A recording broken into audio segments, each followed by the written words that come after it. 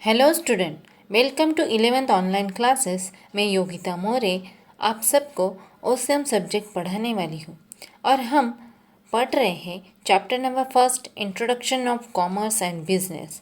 Student, 11th standard का ये जो सब्जेक्ट है organisation of commerce and management, यहाँ पे आपको कॉमर्स एंड मैनेजमेंट के गुण अभी से आपको सीखने को मिलेंगे और इसलिए ये सब्जेक्ट बहुत इम्पॉर्टेंट है। स्टूडेंट, हमने पिछले लेक्चर में देखा इकोनॉमिक्स और नॉन इकोनॉमिक्स एक्टिविटीज़।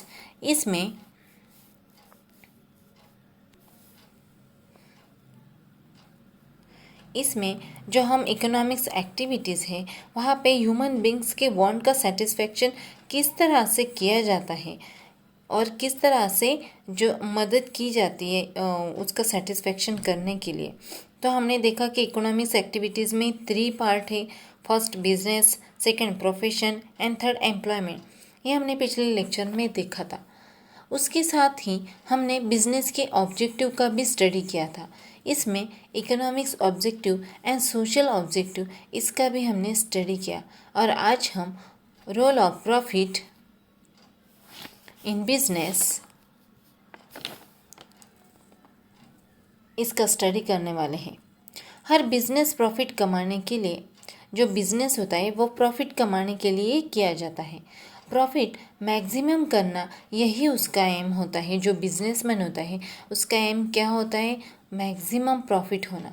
तो क्या है इस प्रॉफिट का एग्जैक्टली रोल, ये हम इस आगे के पॉइंट में देखेंगे। Profit is equal to revenue minus total cost. यानी यहाँ पे उन्होंने प्रॉफिट का फॉर्मूला दिया गया है।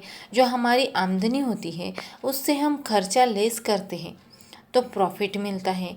यहाँ पे रेवेन्यू यानी हमारी आमदनी और माइनस टोटल कॉस्ट यानी हमारा जो खर्चा होता है वो जब माइनस किया जाए तो इक्वली हमें क्या मिलता है? प्रॉफिट। और ये बहुत महत्वपूर्ण है और इसी कुछ पॉइंट द्वारा आपके सामने टेक्स्ट बुक्स में हमने रखा है।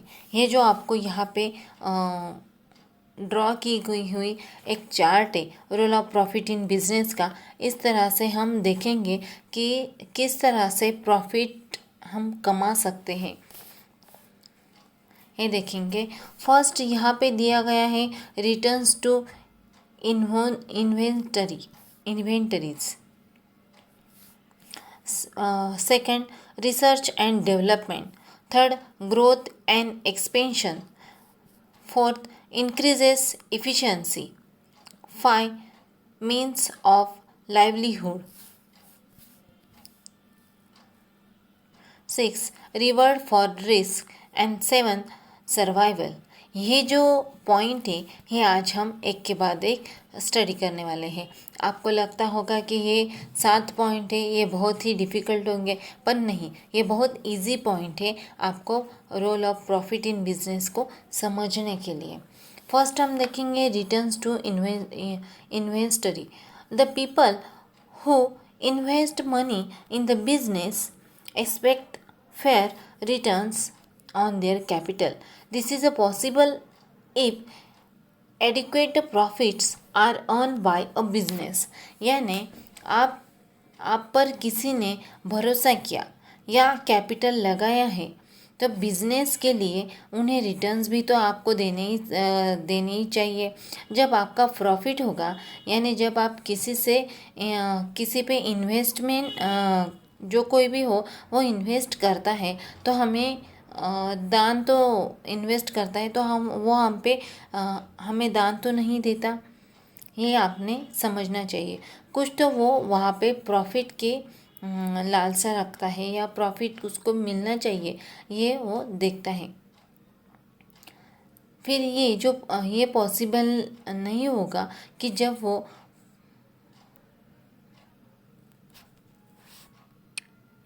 ये तभी पॉसिबल हो सकता है जब हम बिजनेस में रिटर्न इन्वेंटरी दे सकते हैं। इसके लिए हमें प्रॉफिट होना बहुत ही ज़रूरी है। सेकंड पॉइंट हम देखेंगे research and development. Adequate profit enable the firms to spend more on R&D. R&D means research and development. This can lead to better technology and lower cost in innovation. Benefits benefits the whole nations. यानी यहाँ पे हम देख सकते हैं कि innovation के लिए रिसर्च एंड डेवलपमेंट ज़रूरी है, और वो भी तभी कर पाएंगे जब आपको प्रॉफिट मिलेगा। प्रॉफिट मिलने के लिए हमें रिसर्च करना बहुत ज़रूरी है। नई नई टेक्नोलॉजी हम यूज़ कर सकते हैं जिस तरीके से हमें ज़्यादा से ज़्यादा प्रॉफिट मिल सके। इसका हम रिसर्च करके वो हम देख सकते हैं। Third, growth and expansion. Retention of profit is the internal sources of funds. This profit can be used for increasing the volume of business through the expansion and diversification. यानी यहाँ पे बिना प्रॉफिट के आपका बिजनेस ग्रोथ नहीं करता। Expansion जब आप करना चाहते हो तो आपके पास प्रॉफिट होना ज़रूरी है। प्रॉफिट होगा तो ही आप एक्स्ट्रा चीज़ों पर वो खर्च पाएंगे, एक्स्ट्रा चीज़ें आप ले सकेंगे, आप ग्रो कर पाएंगे। एक ब्रांच से दूसरी ब्रांच आप बढ़ा सकते हो, बिजनेस आपका फिर बढ़ सकता है, उसका ग्रोथ हो सकता है। यानी प्रॉफिट जैसे जैसे हमारा प्रॉफिट ज़्यादा से ज़्यादा मिलने लगेगा तो हमारा बिजनेस में भी बहुत सारी डेवलपमेंट हम कर सकते हैं। Fourth, increases efficiency. Profit specialities, payment of the various dues in time. It also motivates the employees working in the organization. This finally leads to increase in overall the efficiency of the organization. यानी यहाँ profit में जो क्षमता बढ़ती है, motivation मिलता है, वो अच्छे से अच्छे काम करने के जो ऊर्जा मिलती है, यानी हमारा प्रॉफिट बढ़ रहा है, इंक्रीज़ हो रहा है हमारा बिजनेस, तो हमें ज़्यादा से ज़्यादा वहाँ पे ऊर्जा निर्माण होती है, हमारा मोटिवेशन चेंज हो जाता है, हम मोटिव हो जाते हैं, अच्छी तरह से हम बिज़नेस करने लगते हैं कि ज़्यादा से ज़्यादा हमें प्रॉफिट में। तो आप जो लोन लेते हो तो प्रॉफिट के लिए वो यूज़ कर सकते हो। मोटिवेशन के लिए भी प्रॉफिट होना बहुत ज़रूरी है। यानी प्रॉफिट के मिलने से हम पूरी जोश के साथ, पूरे उत्साह के साथ हम काम कर सकते हैं और बिजनेस आगे बढ़ा सकते हैं। 5. Means of livelihoods. Businessmen earn a profit which is their means of livelihoods. By earning a sufficient profits, they can live a decent student life through satisfaction of various wants. यानी profit कमाएंगे तो भी उसका घर खर्चा चलेगा, आपका जो आप खुद की ज़रूरतों को पूरा कर सकते हैं। पूरा करने के लिए आपको प्रॉफिट मिलना, प्रॉफिट कमाना बहुत ही ज़रूरी है। बिजनेस जैसे कि तैसे प्रॉफिट कम हो रहा है तो भी चलेगा, पर हमारी वांट को सेटिस्फाई हम वांट को सेटिस्फाई नहीं कर सकते। इसलिए वांट को सेटिस्फाई करने के लिए हमें खुद बिजनेस चलाने के लिए खुद लाइवलीहुड्स बन सकते हैं या हम बना सकते हैं। बिजनेस में हम ज़्यादा से ज़्यादा earning sufficient specific the profits हमें कमाना चाहिए। 6. Reward for risk. बिजनेस करने के लिए हमें रिस्क तो उठाना ही पड़ता है। आप कैपिटल लगाते हो, आपके इन्वेस्टमेंट करके बिजनेस सक्सेसफुली हो जाएगा, पर बिजनेस में रिस्क तो उठाना पड़ता है। कई बार ऐसा होता है कि कोई भी दिक्कत जो होती है या कोई भी प्रॉब्लम जो होता है वो अचानक से सामने आ जाता है। यानी हमारा रिवॉर्ड जो है वो प्रॉफिट हमें कमाना चाहिए। Profit is considered as a reward for assuming the several business risk. Profit also serve as a protection agents those risks which cannot be insured. For example, falls in demand, adverse timing, government policy, etc.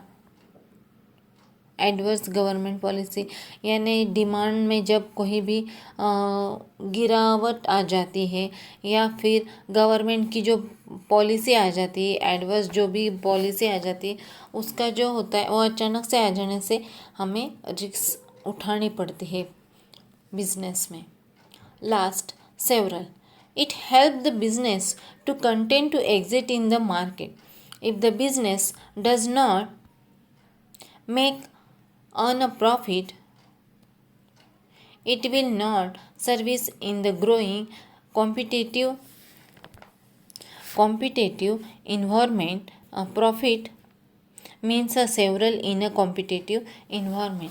यानी कि यहाँ पे कोई भी business तभी चल सकता है जब प्रॉफिट हो, वरना कितना भी आप खर्चा कर रहे हो, कितना भी आप उसको बढ़ा तड़ा के उसको खींच रहे हो, तो वहाँ पे बिजनेस नहीं चलता.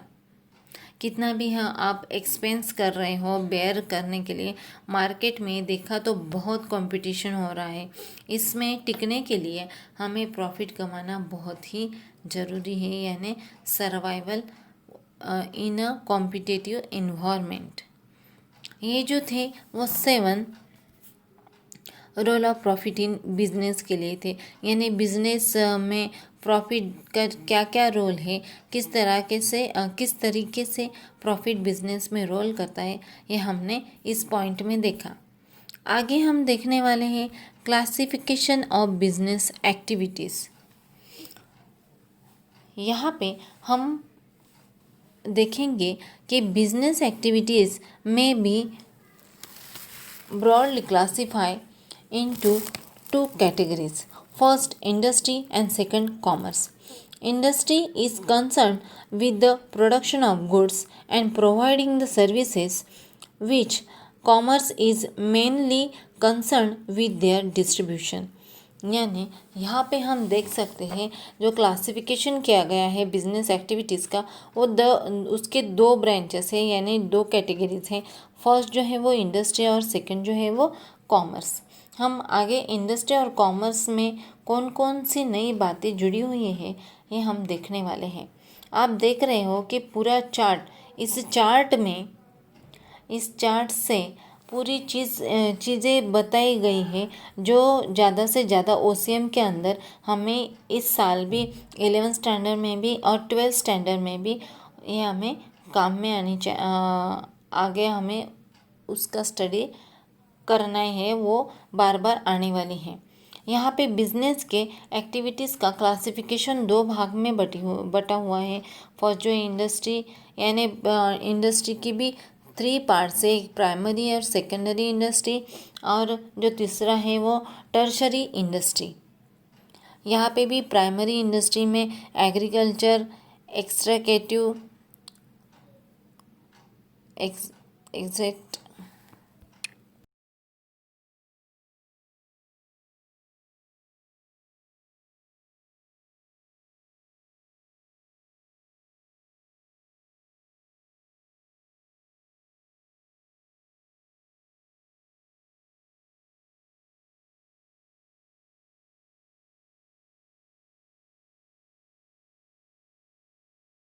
एक्सट्रैक्टिव, जेनेटिक, ये यहाँ पे प्राइमरी इंडस्ट्री में है. सेकेंडरी इंडस्ट्री में मैन्युफैक्चरिंग एंड कंस्ट्रक्शन ये बताया गया है. फिर यहाँ पे टर्शरी इंडस्ट्री में हमें transport, banking, hotel, tourism and entertainment ये बताया गया है. अब आगे हम देखते हैं कि यहाँ पे कॉमर्स का जो चार्ट है, कॉमर्स में हमें 2 पार्ट किए गए हैं, एक ट्रेड और दूसरा ऑक्सिलरीज टू ट्रेड. यहाँ पे ट्रेड में home trade and foreign trade. Home trade में देखते हैं जो है वो इंटरनल ट्रेड है, और फॉरेन ट्रेड जो है वो इंटरनेशनल ट्रेड है. इसके अंदर भी छोटे छोटे हमें बाइफर्केशन किए हुए दिखते हैं. होम ट्रेड में देखते हैं हम wholesale trade and retail trade, and foreign trade में हम देखते हैं import export and import entrepot and re export, ये हम यहाँ पे देखते हैं। और फिर जो दूसरा है ऑक्सिलरीज टू ट्रेड, यहाँ पे भी हमें 7 जो पॉइंट है उस 7 पॉइंट में ये छोटे छोटे बाइफर्केशन किए हुए हमें दिखाई दे रहे हैं। यहाँ पे ट्रांसपोर्ट है, यहाँ पे वेयर हाउसिंग है, इंश्योरेंस है, बैंकिंग है, एडवर्टाइजिंग है, फिर कम्युनिकेशन एजेंट्स, यानी यहाँ पे जो दिखाई दे रहे हैं 7 जो पॉइंट है, यहाँ पे ऑक्सिलरीज टू ट्रेड जो है वो बाइफर्केशन हमें क्या हुआ दिखाई दे रहा है। आगे हम देखते हैं industries. Industries implies the economics activities that are associated with the conversion of research into goods that are ready for use। यानी यहाँ पे हम देखते हैं कि इंडस्ट्री क्या है। इसको देखने के लिए हमें बेसिकली इंडस्ट्री वो जगह है जहाँ पे प्रोडक्शन का काम होता है, उसके बाद डिस्ट्रीब्यूशन तक पहुँचते हैं और जो रॉ मटेरियल को फिनिशिंग गुड्स जो होते हैं वो उसमें कन्वर्ट किया जाता है और फिर प्रोडक्शन किया जाता है डायरेक्टली। जो कंज्यूमर्स गुड्स जो उनकी वांट्स को सेटिस्फाई, कंज्यूमर्स जो होते हैं जो गुड्स बनाए जाते हैं वो ह्यूमन वांट्स की सेटिस्फेक्शन के लिए बनाए जाते हैं। वो गुड्स यहाँ बन के साथ साथ कैपिटल गुड्स भी इंडस्ट्री में प्रोडक्शन में होते हैं। यानी हम देखते हैं कि the terms industry also means group of firms producing the similarly or retail the goods. For example, sugar industry refer to all manufacturing units producing the sugars from sugarcane. यानी यहाँ पे हम देख सकते हैं कि इंडस्ट्री में production होता है। फॉर एग्जांपल मशीनरी का होता है, कोई कैपिटल एसेट जो होती है वो बिजनेस के लिए बनाते हैं, फिर इंडस्ट्री में बनाते हैं। प्रोडक्शन का जो काम है उस जगह को हम क्या कहते हैं, इंडस्ट्री। यहाँ पे शुगर बनाने के लिए कंपनी में शुगर केन पे प्रोसेस करना पड़ता है, फिर प्रोसेस करने के बाद वो शुगर बनती है। फिर इंडस्ट्री में ये ऐसी जगह है जिसमें प्रोडक्शन और प्रोसेसिंग ये दोनों काम होते हैं। यानी हमें ये ध्यान में रखना चाहिए कि इंडस्ट्री ये ऐसी जगह है वहाँ पे प्रोडक्शन प्रोसेसिंग ये दोनों काम ऑटोमेटिकली होते, उस जगह को हम कहेंगे इंडस्ट्री। दोस्तों आगे के लेक्चर में हम देखेंगे इंडस्ट्रीज में be divided into 3 board categories. यानी यहाँ पे जो हमने देखा प्राइमरी, सेकेंडरी और टेरिटरी जो इंडस्ट्री है उसका हम डिटेल से आगे के लेक्चर में स्टडी करेंगे। Okay, thank you.